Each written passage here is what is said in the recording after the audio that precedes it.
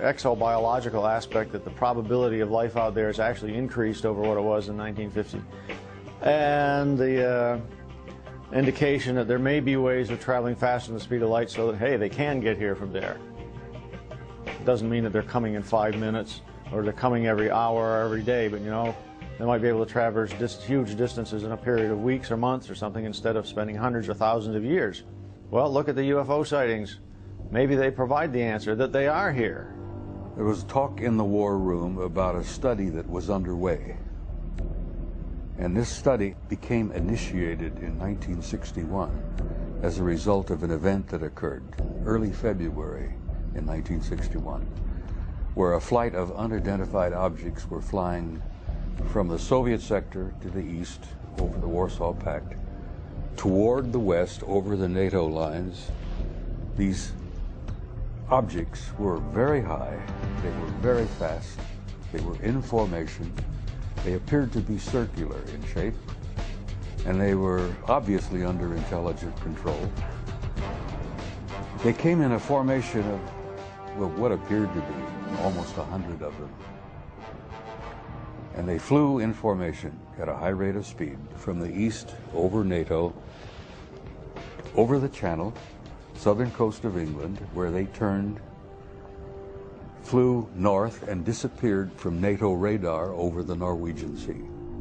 We found out that the Soviets had gone on alert, the Warsaw Pact had gone on alert because they picked them up. All of our Air Force and radar sensory devices picked them up. NATO thought those objects belonged to the Russians. We found later that the Russians thought they belonged to us. Both forces were to find out later that they didn't belong to any of us, that they belonged to somebody else. And of course the big question is, who the hell do they belong to? Who are they? What are they? Where are they from? They demonstrated incredibly high technology. There were not jets. There were no contrails. They were circular. They were metallic. They were in formation. They moved, obviously, under intelligent control. NATO SHAPE, Supreme Headquarters Allied Powers, initiated a study in 1961, which was underway when I arrived in '63, to determine what the hell these things were. Some experts now claim that societies exist in our universe at every conceivable level of social and spiritual development.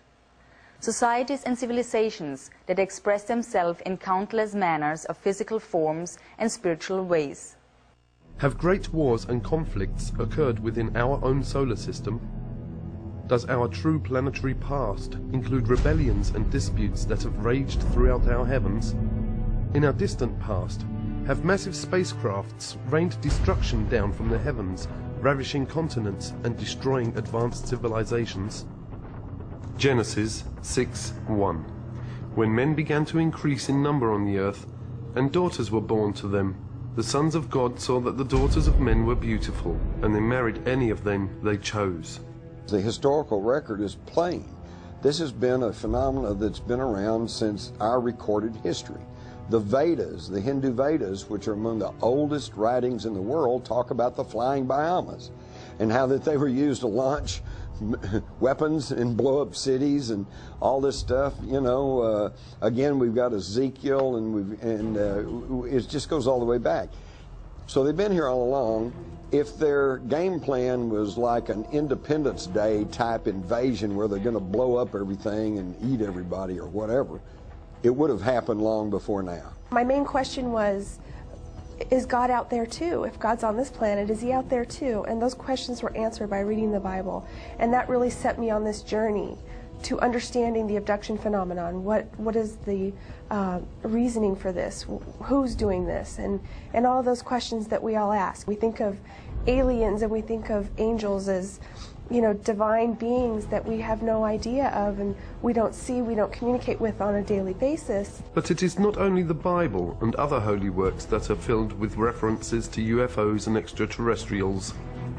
Drawings, paintings, stone carvings, and even coins reflect strange humanoid-like creatures and their flying crafts.